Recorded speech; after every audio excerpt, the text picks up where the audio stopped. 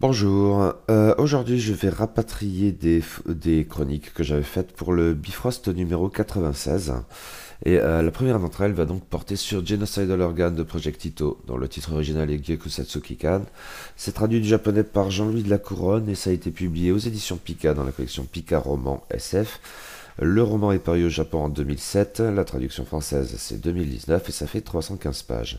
Si la science-fiction est omniprésente dans les mangas et animés, la SF littéraire japonaise ne s'exporte pas vraiment. Rares sont les auteurs dont plusieurs œuvres ont été traduites en français, Yasutaka Tsutsui peut-être, mais après le très intéressant Harmony, il y a quelques années, c'est Genocidal Organ, le premier roman de Project Ito, auteur prometteur hélas décédé prématurément, qui a droit aujourd'hui à une traduction française, chez Pika, éditeur surtout connu pour publier des mangas et qui en a d'ailleurs sorti parallèlement l'adaptation BD, hélas au mieux médiocre.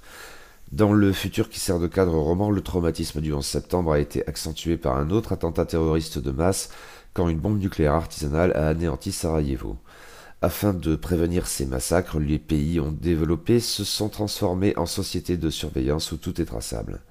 Seulement, des massacres, il y en a d'autres, ailleurs, dans les pays en voie de développement. Le XXIe siècle a vu une recrudescence des conflits ethniques et on ne compte plus les génocides qui ne constituent guère plus qu'un bruit de fond pour les Occidentaux. Ils interviennent pourtant dans ces guerres. Ils délèguent beaucoup à des sociétés militaires privées, mais dans l'ombre des commandos sont à l'œuvre, ainsi de l'équipe emmenée par Clavis Shepard, notre narrateur. Ses supérieurs dans les services de renseignement américains lui désignent des cibles, généralement d'affreux généraux, etc., coupables de crimes de génocide, à charge pour lui de les tuer. On peut tourner les choses comme on veut, il est un assassin. Bien sûr, en tant que soldat américain, il fait partie des gentils, et les cibles qu'on lui désigne sont des méchants, des monstres avec du sang sur les mains. Et pourtant, depuis le décès de sa mère, dont il se sent responsable, Clavis commence à douter un peu. Et son tourment s'accentue quand on lui ordonne d'éliminer un citoyen américain, John Paul, un bonhomme insaisissable mais qui semble toujours être dans le coin quand éclate un conflit génocidaire. Serait-il responsable de cette épidémie de massacres de par le monde? Mais comment un homme seul aurait-il un tel pouvoir? Enfin, Clavis, le tueur psychologiquement et chimiquement modelé pour ne pas hésiter à abattre un enfant soldat et ne pas ressentir la douleur, est-il seulement en mesure de juger cet homme? Genocidal Organ est un roman riche, au sujet fascinant et terrifiant et à la narration prenante. Il développe nombre de bonnes idées de SF, de la linguistique à la technologie militaire de pointe.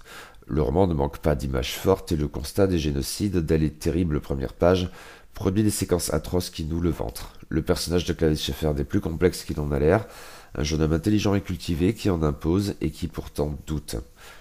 Le roman n'est certes pas parfait, il tend à se montrer pontifiant surtout, et parfois de manière naïve, cocktail fâcheux. L'effet est éventuellement rendu plus sensible par une traduction qu'on qualifiera de perfectible. Son caractère très référentiel pourra aussi irriter, encore qu'on appréciera le tour de force d'avoir rendu les Monty Python sinistres. Ses défauts sont regrettables, mais Genocidal Organ demeure un bon roman, prenant et fascinant.